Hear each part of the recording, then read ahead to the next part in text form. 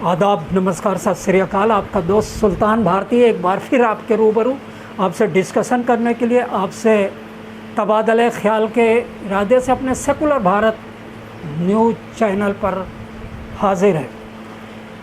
तालिबान दोस्तों, यही चर्चा पब्लिक कर रही है, यही चर्चा नेता कर रहे हैं, यही चर्चा व्यापारी कर रहे हैं और यही चर्चा डिबेट में छाया हुआ है। पूरी दुनिया की मीडिया, पूरी दुनिया के राजनयिक एक ही चर्चा में लगे हुए हैं, तालिबान तालिबान और तालिबान। और हो भी क्यों ना, दिल्ली वालों ने भी देखा होगा कि जब हरियाणा में फसल जलाई जाती है तो उसका धुआं पराली की शक्ल में दिल्ली में देखा जाता है और दिल्ली में फिर उसकी चर्चाएं होने लगती।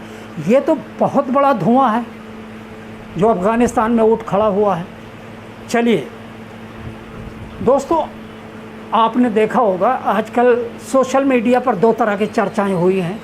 कुछ लोग इसको तालिबान के ऐलान को, जैसा तालिबान के राष्ट्रीय प्रवक्ता और उनके प्रांतीय प्रवक्ता जो थे वो क्या कहते हैं, सुहेल शाहीन, और राष्ट्रीय प्रवक्ता जबीउल्लाह अशरफी, जबीउल्लाह मुजाहिद, उन्होंने ऐलान किया हुआ है। ख़ास करके हम राष्ट्रीय प्रवक्ता की बात करेंगे। उन्होंने ऐलान किया हुआ है कि हम वो तालिबान नहीं हैं।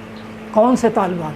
जो 9वीं दशक में आए थे, वो तालिबान जो स्कूलों में आग लगाते थे, वो तालिबान जो 8 साल की बच्चियों के आज़ादी भी छीनने में लगे हुए थे, वो तालिबान, वो क्रूअल तालिबान जो औरतों के खुले हुए मुंह पर गोलियां दाग देते थे, वो तालिबान जो किसी भी बस्ती में जाके और विरोधियों को गोली मार देते थे, वो तालिबान जिन्होंने मलाला यूसुफजई को गोली मारी थी सर में।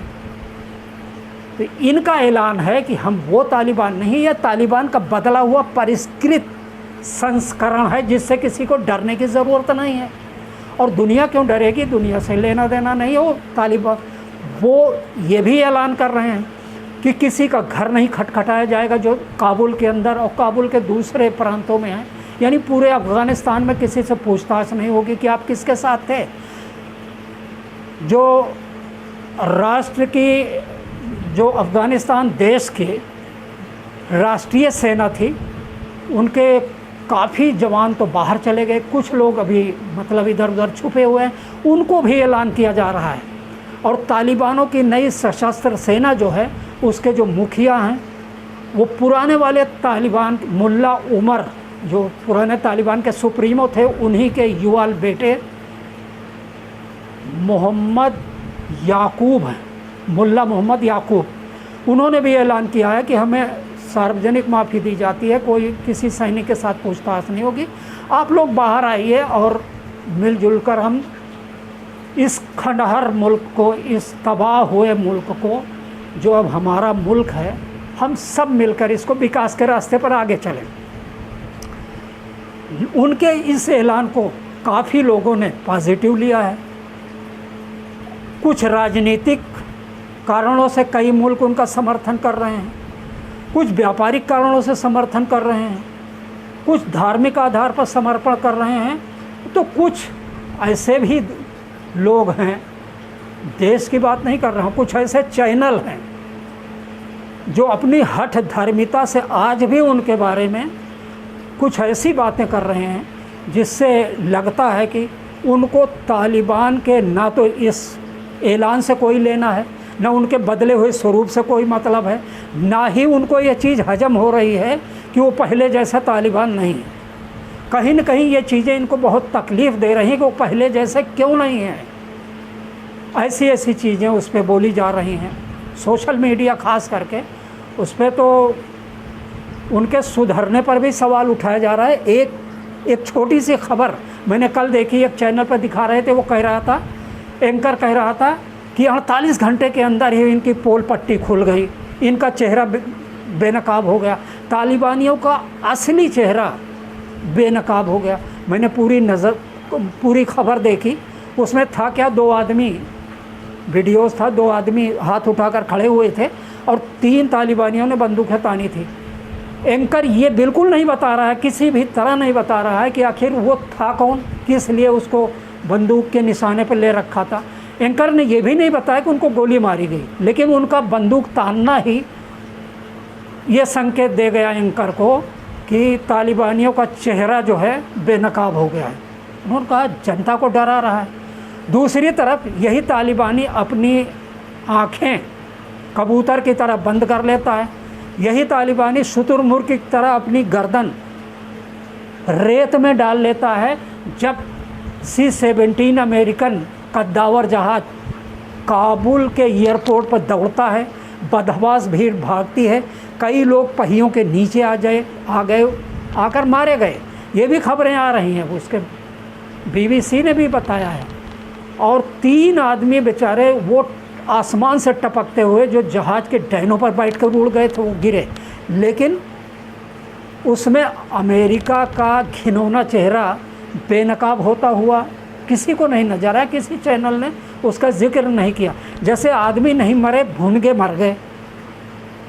भीड़ से मोहब्बत है लेकिन मरने वालों से नहीं, क्योंकि मरने वालों से इनको तब लगाव है, तब हमदर्दी है जब ये पता लगे कि मारा किसने है। अगर अमेरिका ने मारा है ना तो कोई बात नहीं, वहाँ आंसू बहाने की ज़रूरत नहीं है। शायद वहाँ मतलब उस मौत के पीछे किसी का घिनौना चेहरा ढूंढने की भी ज़रूरत नहीं है। ये क्या पत्रकारिता है? पत्रकारिता के मापदंड से कितना हट गए हैं लोग। कौन सी दुनिया के पत्रकार हैं जो ऐसी चीज़ें दिखा रहे हैं? मौत मौत होती है, दुश्मन की भी मौत हो तो भी। लेकिन किसी ने ये नहीं बताया कि उतनी भारी भरकम भीड़ जो वहाँ पे थी, क्या अमेरिका चाहता तो तालिबान की मजाल थी जो उन लोगों को बाहर ले जाने से रोका जा सकता था? कभी नहीं। अमेरिका का तो समझौता था, अमेरिका ने तो मरने के लिए छोड़ दिया। जो बाइडेन का चेहरा, अमेरिका का चेहरा तो इतना घिनौना बन गया है इस प्रकरण के बाद। हम नहीं मानते, हम सच को झूठलाते हैं, झूठ के पीछे का सच तलाशते हैं, वो बात अलग है, लेकिन हकीकत यही है। तो बदले हुए परिवेश में जो ऐलान वहाँ से हो रहा है सुखदाई। और दूसरी चीज़ जो एक अच्छी मतलब सुकून भरी खबर ये भी आई है तालिबान के ऐलान के बाद में, वहाँ के क्या कहते हैं ज़बीउल्लाह मुजाहिद ने ही, राष्ट्रीय प्रवक्ता ने ऐलान किया कि भारत ने जो प्रोजेक्ट शुरू किए थे उन्हें पूरा करना चाहिए, ये तो हमारे देश के फ़ायदे के लिए है। ये बहुत अच्छी चीज़ है, ये बढ़िया चीज़ है। कम से कम आग के बीच से हरियाली की कहीं से चमक तो नज़र आई, इस तपते हुए रेगिस्तान से कहीं नखलिस्तान की खुशबू तो आई। उम्मीद करते हैं कि ये बदले हुए तालिबान का संस्करण इस देश को बर्बादी, तबाही और एक बहुत बारूद के ढेर से वापस लाकर हरियाली की तरफ, खुशहाली की तरफ और विकास की तरफ ले जाएगा। हम इसी उम्मीद के साथ, बाकी अभी जंग बंद नहीं हुई है, जंग चल रही है वहाँ पे। पता ये लगा है कि तालिबानियों का एक गुट सिराजुद्दीन हक्कानी, जो पाकिस्तान से अपना हक्कानी का एक आतंकवादी नेटवर्क भी चलाते हैं, सिराजुद्दीन हक्कानी और अशरफ गनी की सरकार में उपराष्ट्रपति जो थे अमरुल्लाह सालेह ने अपने आप को राष्ट्रपति ऐलान कर दिया है। और वो पंजशीर की घाटी में लड़ाई चल रही है। देश का 34 में से 33 इलाका तालिबानियों के हाथ में है और एक में पंजशीर घाटी में पठानों ने मुकाबला फ्रंट खोल दिया है, दोनों में लड़ाई चल रही है। वहाँ पे वो राष्ट्रपति और उनके साथ हक्कानी ग्रुप मिल चुके हैं। कल को क्या होता है कहा नहीं जा सकता, लेकिन हम तो चाहते हैं कि एक अच्छी सोच के साथ, एक अच्छी नज़रिए से अगर ये सरकार, तालिबानियों की नई सरकार, पुराने बर्बादी के वो तमाम दहाने नहीं खोलती, अपने चेहरे पर वही नकाब नहीं पहन लेती जो भयावह है, जो बर्बादी भरा है, जिसमें बारूद की महक आती है, जिसमें तबाही की महक आती है, अगर वही चीज़ें नहीं पहन लेती तो उनका स्वागत करना चाहिए। वरना इस मुल्क को एक बार फिर गुफा युग की तरफ जाने से कौन रोक पाएगा। अगर आपको मेरी बात से इत्तेफाक है, सहमत है, तो दोस्तों सेकुलर भारत न्यूज़ को सब्सक्राइब ज़रूर करें। जय हिंद, जय भारत, खुदा हाफिज़।